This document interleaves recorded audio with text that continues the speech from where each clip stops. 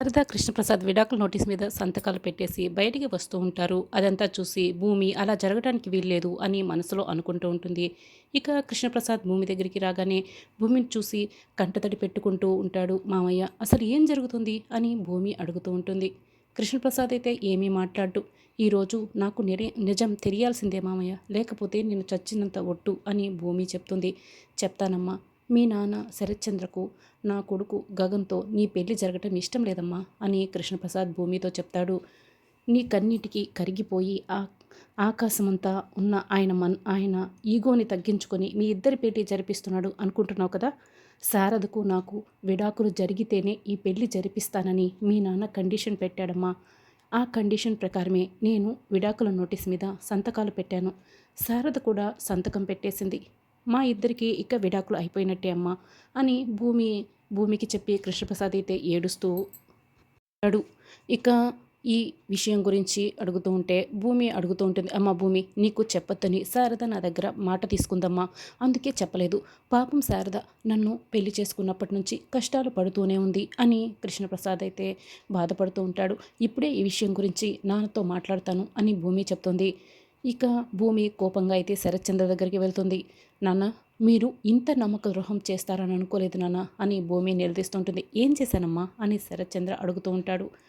నా మెడలో గగన్ బావ తాళి కట్టాలంటే శారద అత్తయ్య కృష్ణప్రసాద్ మామయ్యకి విడాకులు తీసుకోవాలని కండిషన్ పెట్టారు కదా నాన్న అని అడుగుతూ ఉంటే అది భూమి అని శరత్చంద్ర ఇక ఏమీ మాట్లాడలేకపోతుంటాడు. అవును పెట్టాము, అయితే ఏంటంట అని అపూర్వ ఇక గద్దిస్తూ ఉంటుంది. ఇది ఎక్కడి న్యాయం? శారద అత్తయ్య మెడలో తాళి తెగితేనే నా మెడలో తాళి ఉంటుందా అని భూమి ఇక నిలదీస్తూ ఉంటుంది. అవన్నీ నీకు అనవసరం. నువ్వు అడిగింది గగన్తో పెళ్లి జరిపించమని, మేము దానికి ఒప్పుకున్నాం కదా, మా కండిషన్స్ మాకుంటాయి అని అపూర్వ భూమితో చాలా ఘాటుగా సమాధానం చెప్తూ ఉంటుంది. చిచి, నీ అంత దుర్మార్గురాలు ఎక్కడా లేదు. నీ వల్ల మా నాన్న కూడా నీకులాగానే తయారయ్యాడు అని భూమి అంటుంది. ఇన్ని రోజులు మా నాన్న చాలా గొప్పవాడు, చాలా మంచివాడు అనుకున్నాను. మా నాన్న కూడా అపూర్వలాగానే దుర్మార్గుడని అర్థమైపోయింది. నాన్న, నువ్వు నీ స్వార్థం కోసం ఈ పెళ్లి జరిపిస్తున్నావని అర్థమైపోయింది నాన్న. నీకు ఈ కూతురు కంటే కూడా నీ చెల్లెలే ఎక్కువైపోయింది కదా నాన్న అని చెప్పి భూమి అడుగుతూ ఉంటుంది. అమ్మ భూమి, నీ తర్వాతే నాకు ఎవరైనా అమ్మ, నన్ను అపార్థం చేసుకోకు అని శరచంద్ర అంటూ ఉంటాడు. అయితే మర్యాదగా ఆ విడాకుల నోటీస్ నాకు ఇచ్చేయండి నాన్న అని భూమి అడుగుతుంది. అమ్మ భూమి, అది కాదమ్మా అని శరత్చంద్ర అయితే ఏదో చెప్పబోతూ ఉంటాడు.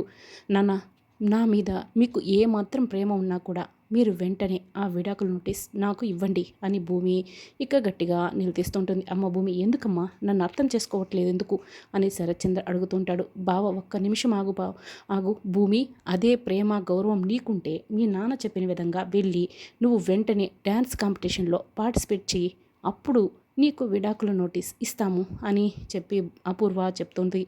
అవునమ్మా భూమి, అపూర్వ చెప్పిన విధంగా నువ్వు డాన్స్ కాంపిటీషన్కి వెళ్ళు, విడాకుల నోటీస్ని నీ చేతికి ఇస్తాను అని శరత్చంద్ర అంటాడు. నాన్న, కాసేపట్లో పెళ్ళి, అక్కడ గగన్ బావ పీటల మీద కూర్చొని ఎంత సంతోషంగా ఉన్నాడు చూడు, బావ సంతోషాన్ని ఎందుకు నాన్న చెరగొట్టాలని చూస్తున్నారు అని భూమి అడుగుతూ ఉంటుంది. ఏంటి భూమి, అన్నీ నీకు తగినట్టు జరగాలంటే ఎలా కుదురుతుంది? మా కండిషన్స్ మాకుంటాయి కదా. నువ్వు డ్యాన్స్ కాంపిటీషన్స్కి వెళ్తావా లేకపోతే పెళ్లి చేసుకుంటావా? రెండిట్లో ఒకటే. డ్యాన్స్ కాంపిటీషన్కి వెళ్తే మాత్రం నీకు విడాకుల నోటీసులు చేతులకి ఇస్తాము అని అపూర్వ ఇక కండిషన్ పెడుతుంది. నాన్న, అదే ఫైనలా? కంపల్సరీ మీరు డ్యాన్స్ కాంపిటీషన్కి వెళ్తే విడాకుల నోటీస్ నాకు ఇచ్చేస్తారా అని భూమి అడుగుతూ ఉంటుంది. ఈ నాన్న మాట మీద నమ్మకం ఉంచు భూమి, ఖచ్చితంగా డ్యాన్స్ కాంపిటీషన్కి వెళ్ళి గెలిచి వస్తే కనుక నీకు ఖచ్చితంగా ఈ విడాకుల నోటీస్ ఇచ్చేస్తాను అని శరత్చంద్ర చెప్తూ ఉంటాడు. భూమి గగన్ వైపు చూసి చాలా బాధపడుతూ ఉంటుంది. సారీ బావా, నన్ను క్షమించు, ఎలాగైనా సరే నేను డ్యాన్స్ కాంపిటీషన్ పూర్తి చేసుకొని పెళ్లిలోపు వచ్చి నీతో నేను తాళి కట్టించుకుంటాను బావా, నీకు చెప్పకుండా వెళ్తున్నందుకు నన్ను క్షమించు బావా, శారద అత్తయ్య జీవితాన్ని నిలబెట్టడం కోసమే ఇదంతా చేస్తున్నాను అని మనసులో అనుకుంటూ ఉంటుంది భూమి. సరే నాన్న, నేను ఇప్పుడే డాన్స్ కాంపిటీషన్కి వెళ్తాను అని చెప్పి భూమి చెప్తూ ఉంటుంది. ఇక భూమి డాన్స్ కాంపిటీషన్కి వెళ్ళిపోతుంది. మరోవైపు గగన్ పీటల మీద కూర్చొని పూజ చేస్తూ ఉంటాడు. ఇక అప్పుడే అపూర్వ భూమి ఎలాగో ఇక్కడ లేదు కదా, మనం కూడా వెళ్ళిపోదామా అని శరత్చంద్ర అడుగుతూ ఉంటాడు. వద్దు బావా, వాడు అలానే పీటల మీద కూర్చొని ఉండాలి, పంతులు గారు అమ్మాయిని తీసుకురమ్మనాలి, అమ్మాయి లేదని తెలియగానే వాడి మొహం ఎలా ఉంటుందో వాడి ఎక్స్ప్రెషన్స్ ఎలా ఉంటాయో చూడాలి బావా. వాడి పరువు పోయి వాడు తల దించుకుంటుంటే చూద్దాం బావా అని అపూర్వ చెప్తూ ఉంటుంది. సరే అపూర్వ అని శరత్చంద్ర కూడా ఇంకా మౌనంగా ఉండిపోతాడు. మరోవైపు భూమి బాధపడుతూ కారులో డాన్స్ కాంపిటీషన్కి వెళ్తూ ఉంటుంది. ఇక డాన్స్ కాంపిటీషన్లో కూడా భూమి భూమి అని చెప్పి అనౌన్స్ చేస్తూ ఉంటారు. ఇక భూమి అయితే స్టేజ్ మీదకి రాకపోవడంతో సాధన సంతోషపడుతూ ఉంటుంది. ఆ భూమి పెళ్లిలో కూర్చున్నట్టుంది. డాన్స్ కాంపిటీషన్ అమ్మ సంకల్పము ఏవేవో మాటలు చెప్పింది. ఈ చివరికి డాన్స్ కాంపిటీషన్ని వదిలేసింది అని చెప్పి సాధన అయితే మనసులో అనుకొని చాలా సంతోషపడుతూ ఉంటుంది. ఇక లాస్ట్ అండ్ ఫైనల్గా పిలుస్తున్నాము, భూమి ఎక్కడున్నా సరే స్టేజ్ మీదకి రావాలి అని స్టేజ్ మీద నుంచి అనౌన్స్మెంట్ చేస్తూ ఉంటారు. వచ్చేసాను సార్ అని భూమి వెనక నుంచి గట్టిగా అరుస్తుంది. ఇక భూమిని చూసి అందరూ కూడా షాక్ అవుతారు. ఏంటమ్మా ఇలా వచ్చావు అని చెప్పి అడుగుతూ ఉంటారు. ఈరోజు నా పెళ్ళి అని చెప్పాను కదా సార్, పెళ్ళికి రెడీ అయ్యాను, కానీ కాంపిటీషన్ ముఖ్యం అనిపించింది, అందుకే ఇలా వచ్చేసాను అని భూమి చెప్తుంది. 5 మినిట్స్లో నువ్వు డాన్స్ కాంపిటీషన్కి రెడీ అయి రావాలమ్మా అని చెప్పి జడ్జెస్ చెప్పగానే సరే సార్ అని చెప్పి భూమి రూమ్లోకి వెళ్తుంది. ఇక భూమి స్పీడ్గా రెడీ అయ్యి స్టేజ్ మీదకి వస్తుంది. సాంగ్ ప్లే అవుతూ ఉంటే భూమి డాన్స్ చేస్తూ ఉంటుంది. ఇక భూమి తొందరగా డాన్స్ పూర్తి చేసి మండపానికి వెళ్ళాలి, బావతో తాళి కట్టించుకోవాలి ఈరోజు అని మనసులో అనుకుంటూ ఉంటుంది. ఇక భూమి డాన్స్ చేస్తూ ఉంటుంది. భూమిని చూసి అందరూ కూడా క్లాప్స్ కొడుతూ ఉంటారు. ఇక సాధన మాత్రం అలాగే షాక్లో ఉండిపోతుంది. ఈ భూమి డాన్స్ కాంపిటీషన్ కోసం పెళ్ళిని వదులుకొని వచ్చిందా, దీని లైఫే స్పాయిల్ చేసుకుంది అని మనసులో అనుకుంటూ ఉంటుంది. ఇక డాన్స్ కాంపిటీషన్ పూర్తవుతుంది. చేస్తూ ఉంటే భూమిని చూసి అందరూ కూడా క్లాప్స్ కొడుతూ ఉంటారు. డాన్స్ కాంపిటీషన్ పూర్తవుతుంది. జడ్జెస్ అనౌన్స్మెంట్ చేస్తూ ఉంటారు. సార్ నన్ను క్షమించండి, మీరు ఇచ్చే అనౌన్స్మెంట్ కోసం వెయిట్ చేస్తూ ఉంటే అక్కడ నా పెళ్లి ముహూర్తం అయిపోతుంది. ఖచ్చితంగా నేనే గెలుస్తానని అనుకుంటున్నాను, ఆ నమ్మకం నాకు ఉంది, అందుకే నేను వెళ్ళిపోతున్నాను సార్ అని చెప్పి భూమి కాంపిటీషన్ నుంచి బయటికి వచ్చేసి వెంటనే కూడా క్యాబ్లో మండపానికి బయలుదేరుతుంది. ఇక మరోవైపు గగన్ పీటల మీద కూర్చొని ఉంటే పంతులు గారు మంత్రాలు చదువుతూ ఉంటారు. అమ్మాయిని తీసుకురండి అని పంతులు గారు చెప్తూ ఉంటారు. అప్పుడే గోరింటాకు సుజాత వచ్చి అమ్మాయి కనిపించడం లేదు అని చెప్తూ ఉంటుంది. దాంతో అందరూ కూడా షాక్ అవుతారు. ఇక గగన్ కూడా షాక్లో ఉంటాడు. భూమి కనిపించడం లేదా అంటే భూమిని ఎవరైనా కిడ్నాప్ చేశారా, లేకపోతే డాన్స్ కాంపిటీషన్కి వెళ్ళిందా అని గగన్ ఆలోచిస్తూ ఉంటాడు. భూమి కనిపించడం లేదా, ఏమైంది అని మీరా కూడా అడుగుతూ ఉంటుంది. ఏమో అమ్మాయి తెలియదు, ఇప్పటి వరకు అమ్మాయి రూమ్లోనే ఉంది, ఇప్పుడే కనిపించడం లేదు అని గోరింటాకు చెప్తూ ఉంటుంది.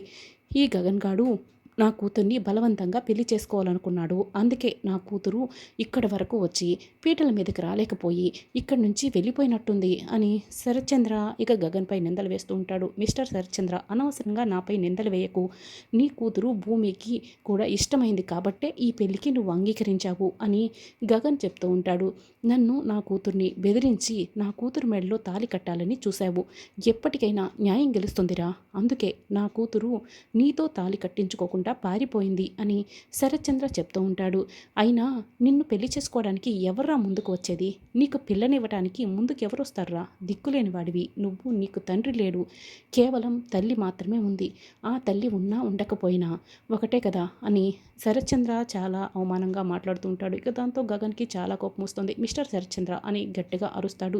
నువ్వు అరిస్తే ఇక్కడ భయపడే వాళ్ళు ఎవరూ లేరు, పెళ్ళికి వచ్చిన గెస్టులందరికీ కూడా నేను క్షమాపణ చెప్తున్నాను, ఇక్కడ పెళ్ళి జరగటం లేదు, ఈ గగన్ గాడు మోసపూరితంగా నా కూతుర్ని పెళ్లి చేసుకోవాలనుకున్నాడు, అందుకే నా కూతురు ఈ గగన్ గాడికి బాగా బుద్ధి చెప్పి మండపం నుంచి వెళ్ళిపోయింది, మీరంతా మమ్మల్ని పెద్ద మనస్సు చేసుకుని క్షమించి బయలుదేరవలసిందిగా కోరుతున్నాను అని శరత్చంద్ర చెప్తూ ఉంటాడు.